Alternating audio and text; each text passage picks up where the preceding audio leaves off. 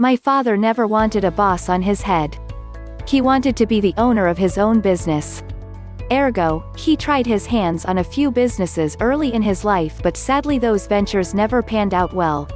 The failure of repeated efforts to run a business of his own got him and family in dire financial troubles, as there came a time when we were barely making the ends meet. The situation was so bad that my parents had begun to eat just 2 meals, to save money from a meal and ensure all my needs were met. Therefore, seeking stability and security for the family, my ma coaxed Papa into taking up a job in some company either. She knew that we could not make it long enough this way. She was stern with this argument, and Papa finally gave in. And that was how he began job hunting, and finally began his career as an employee. He was hired for the position of a marketing salesperson with a piecemeal monthly salary of 2,500 rupees per month at Portland Shoes, Noida headquarters. It was probably 1999. Post that, the ride wasn't as smooth, but gradually climbing up on the corporate ladder on the back of his smart mind and masterful communication and language skills, my father took 15 years to eventually turn into a big name in the shoe industry in India. 15 years from when he had begun his career as an employee, he had now earned the rank of marketing country head, Gold Star Shoes.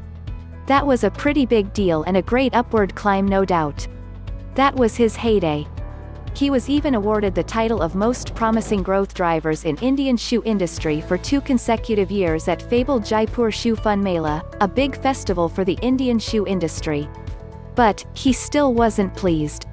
Despite all the success in his professional career, he wasn't really that happy. The fire in him to be his own boss had never really died out. He was still very much into the mindset of crafting something of his own. The dire circumstances and financial tribulations could only have suppressed that desire and passion in him to be a businessman for 15 long years, but not kill it.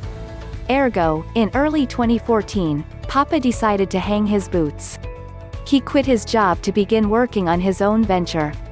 And he was working on it real fast, sweating all day and dreaming all night.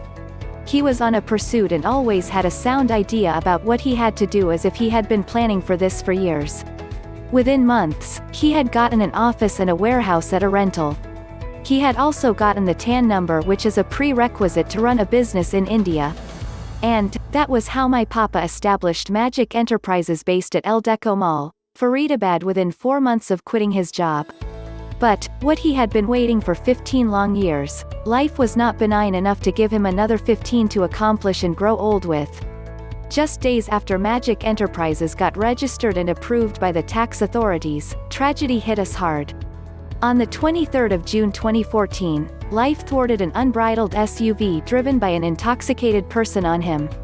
He was in Kolkata to seal some deals for his business and was met with a severe hit-and-run accident, which was tragic enough to end things for that ambitious and zealot 45-year-old. His dream of being a businessman died young with him. Life is not mean. Life is unpredictable and mercurial. It's fragile, and we all know it. We all know that it can end right this moment with the fan on our ceiling falling off on our head. Bam! But we just act oblivious to life's uncertainty. It's we who just ignore that possible reality which could end it all for us. We don't do enough to realize our aspirations, thinking that we would work on them some other day, some other time. And we never realize that there may be no such some other day or some other time. My father's dream of years died with him, leaving behind a very crucial lesson for me. If you have a dream, you got to act on it now. Because just like life can be benign enough to award some with 80 years of healthy living, it's not that kind to everyone out there. Not everyone gets second chances in life. Seize your moment while you have it. Because there is no right time, but now. P.S. Read more about my father's and my tale in my upcoming book, Redemption of a Son, releasing this the 22nd of October 2018 on Amazon's Kindle store.